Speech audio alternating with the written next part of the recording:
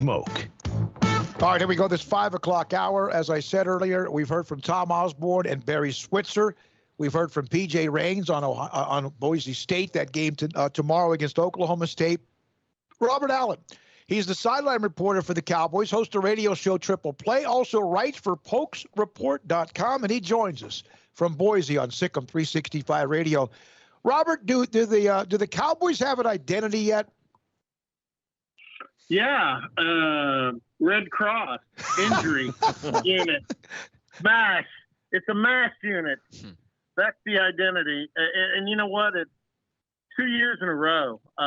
We meet with the coordinators on Thursdays, and Casey Dunn came in the other day, the offensive coordinator, and he sat down and he looked across at Dave Hunziker and I and said, I've been in this a long time, and I cannot remember back-to-back years because, remember last year, Spencer Sanders got hurt on the first series of the season against Tulsa and was out, about a month. Shane Illingworth, the freshman quarterback, did a nice job, just as he did this year when Spencer missed the opener with a COVID-19 protocol. You had two offensive linemen last year in the opener break their leg, and that just produced a series of injuries and just revolving door around the offensive line. This year, you missed your right guard. He'll start for the first time tomorrow. He missed the first two games, Hunter Woodard. You've had some merry-go-round action out at left tackle. This week, I can tell you the stomach flu was going through the offensive line, which that's always fun because those guys like to eat. When they can't eat, they get kind of edgy, but maybe that'll be good because they are over it. They all travel. But it's just been – and wide receiver has been the position du jour for all the injuries so far this season. Last week, OSU started a true freshman at their outside Z position and a true freshman at the outside X. And there's a good chance that happens again tomorrow.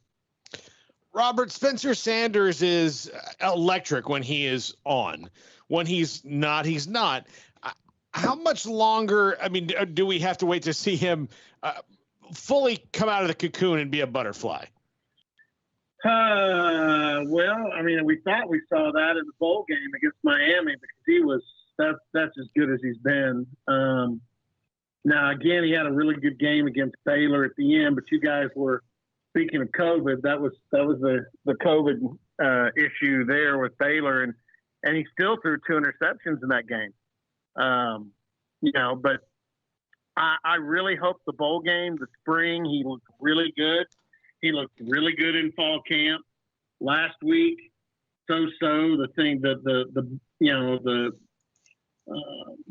pimples on his game, the blemishes were the pick six just before halftime, and then the fumble late in the game, which fortunately Tulsa's kid had a foot out of bounds when he tried to recover it. So OSU keeps it and scores a touchdown. But everybody's waiting on that. And you know what?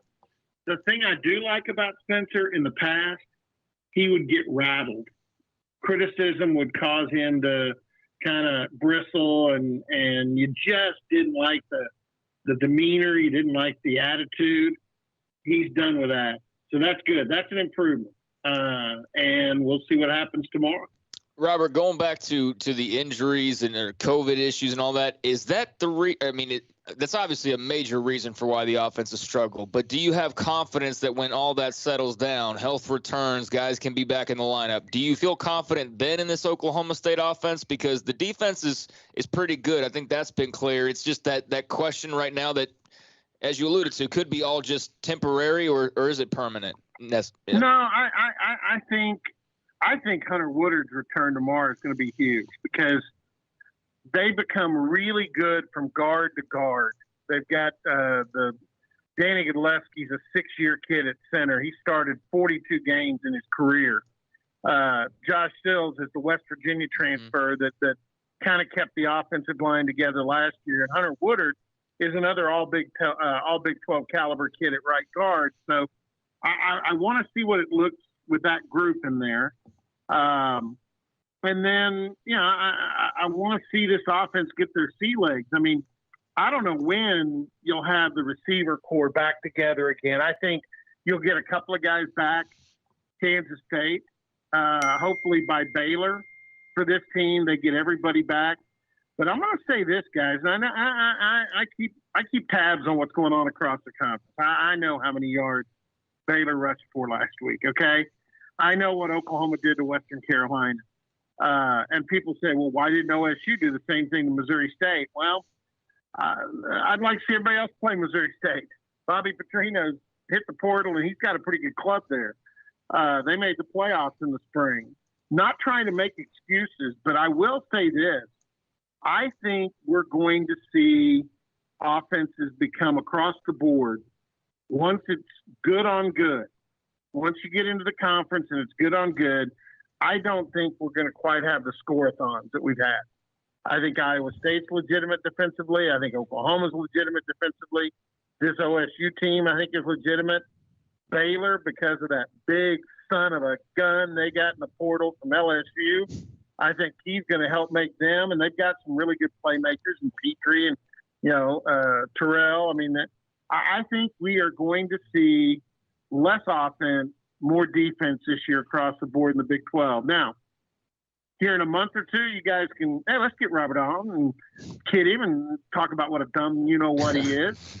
But that's just the feeling I get. So I don't know that when this gets healthy and the Cowboys can crank it up, how much defenses are going to let them crank it up, because I do think defenses are better. Yeah, isn't that weird how it's changed? And Matt Rule brought that philosophy with him because they had to dummy down the game a little bit with their offense to match the complementary of the defense. And yeah, then you have Kansas State with Cleelman and what Matt Campbell's done, and Wells at Texas Tech's trying to do that. I mean, that's kind of, even though he's an offensive mind, it wouldn't.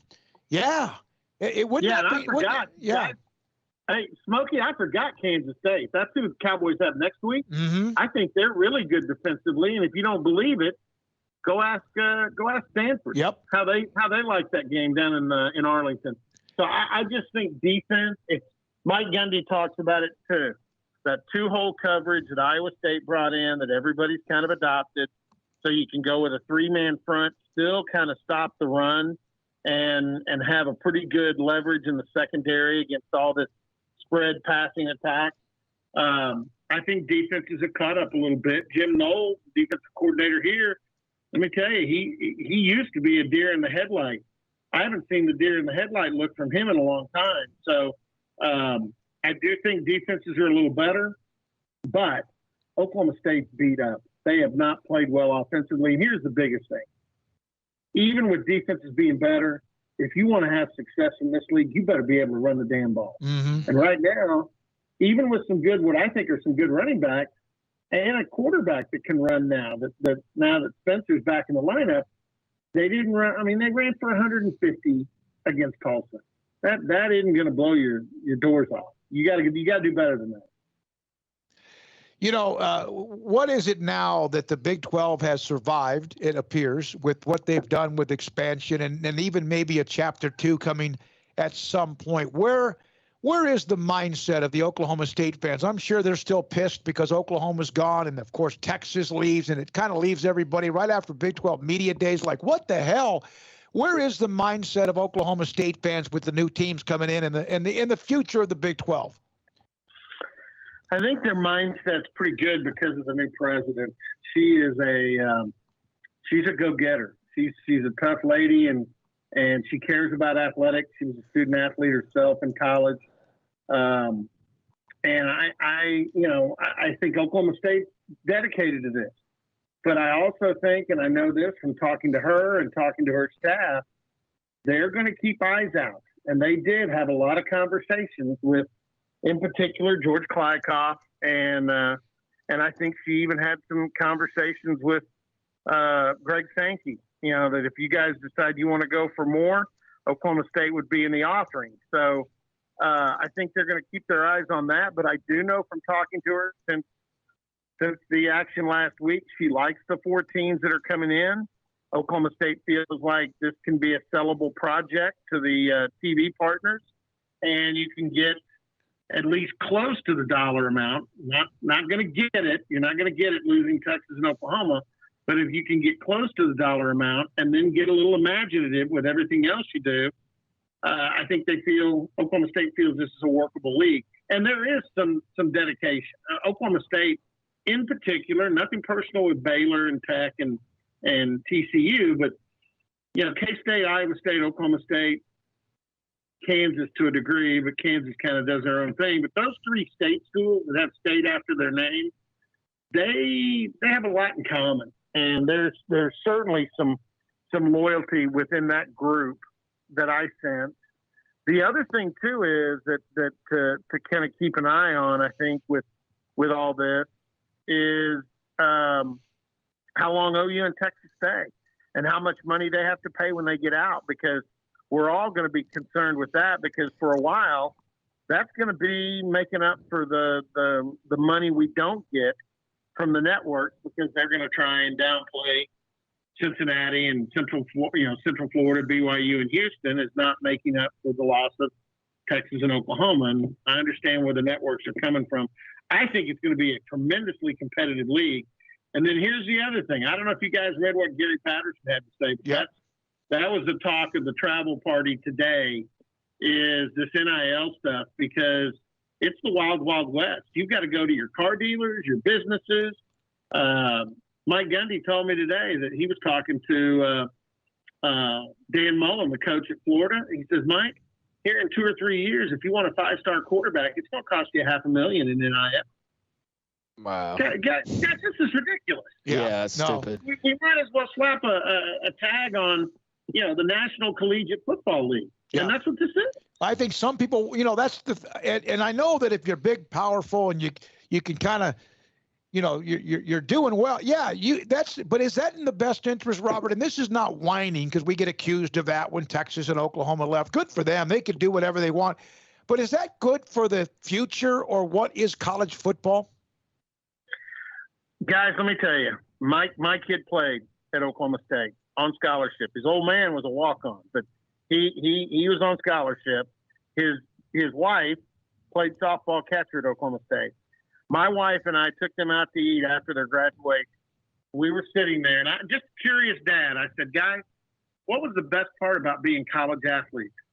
Both of them looked at me and said, we got jobs, good jobs. We got our education, and we got friends that are going to be paying off student loans till they're 40. So getting our education, having that debt-free, being debt-free coming out of college. And here's the problem. None of us in the media, none of us in college administration sold that well enough to convince kids and their parents that getting the damn education was pretty doggone important and worth something. And now you got to give them money. You got to give them money, because what the education and the swag and the coaching and the training, apparently that ain't enough. Robert, you get accused of being get off my lawn, but I agree with you. I agree with you, like, to an extent. Like, I think that not being able to make money off your own name is flat out un-American. But it is also the law of unintended consequences. Like, so I'm going to be able to make money off my name. Great, that's good for everybody. We're right in line with our good American ideals. But the model that we've all grown to know and love is going to change, and you either have to be all right with that, or you have to realize that the thing you wanted is going to ruin the thing that you liked. Well, before I get accused of the get off my lawn guy, if they're selling your jersey, yes, you get a cut of that. If you're in the Madden, or not the Madden game, but if you're in the NCAA video game, yes, you get a cut of that. If a car dealer wants you to sign autographs, that's fine. But we're talking about guys. I know that there's some quarterbacks in this league. We'll find out about it, that are driving Range Rovers and driving Hellcat. Okay, now we're getting out of control a little bit. And here's the other thing too: if we're going to have NIL, there have got to be rules on how it's conducted. If there's not, if it becomes anybody can do whatever they want, then we all know who's going to win. And it ain't going to be Oklahoma State. Probably ain't going to be Baylor either. It's going to be the haves, the big haves. Robert, great stuff. Good luck tomorrow. I know here, who knows? Boise State might be trying to let everyone know who they are, but I think most people know they're a dangerous football team. Well, Jeremiah Dickey, the former, Hey, Smokey, I'll clue you in. I was talking to the president's husband this week, the first Cowboy. And he said, yeah, he goes, we were told the president of Boise State said they wanted to pick us up at the hotel Friday night, take us out to dinner. He goes, I know what that's about. We ain't going to be talking about anything other than they want to be in the Big 12. Yeah.